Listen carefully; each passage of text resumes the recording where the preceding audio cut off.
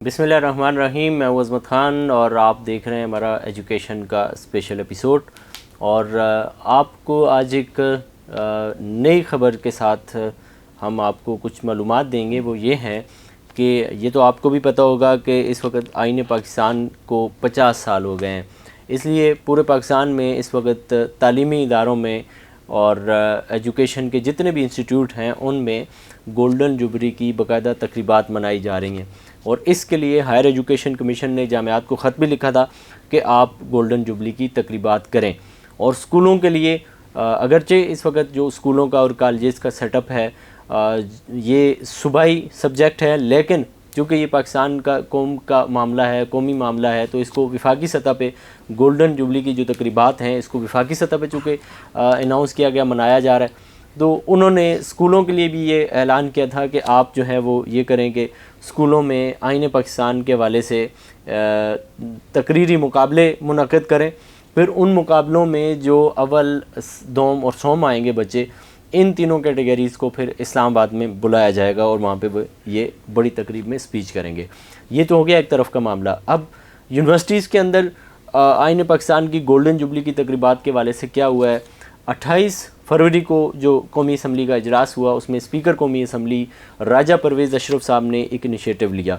वो ये था, उन्होंने ये कहा हायर एजुकेशन कमीशन को कि आप ऐसा ज़ाब्ता कोई तय करें कि तमाम पब्लिक सेक्टर की जो जामियात हैं वहाँ पे एक आइनी चेयर कायम की जाए, ताकि आने वाले स्टूडेंट्स को आईन पाकिस्तान के हवाले से और इसकी किस तरह से तगोदो हुई थी, किन किन लोगों ने ये मिल कर के बनाया था, कौन सी गवर्नमेंट थी जिन्होंने ये बनाया, ये आईन पाकिस्तान है क्या, इसकी दफ़ात क्या हैं, इस आईन पाकिस्तान के तहत जो है वो अदालतों ने किस तरह के बड़े बड़े जो फ़ैसले दिए हैं उन पे बात की जाए।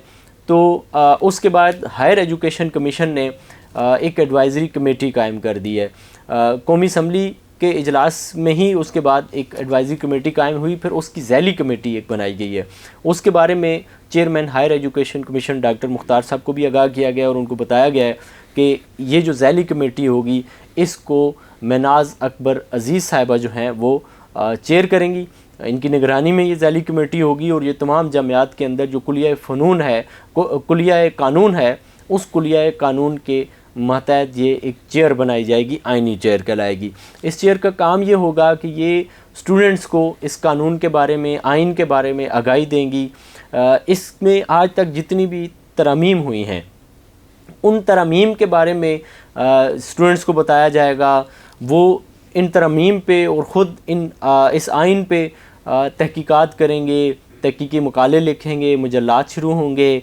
और उसके अलावा जो बड़े बड़े फ़ैसले हुए हैं इस आइन को लेकर के या फिर ये जो जितनी भी तरमीमात हुई हैं इसको लेकर के इस बारे में भी तलबा को आगाह किया जाएगा। तो यूँ एक सिलसिला चल जाएगा जिसमें आईन पाकिस्तान के हवाले से बात होगी, आईन पाकिस्तान को लेकर के लोगों में जो चीज़ें हैं वो लोगों को बताई जाएगी कि आईन पाकिस्तान ऐसे बना था और आईन पाकिस्तान में ये चीज़ें हैं।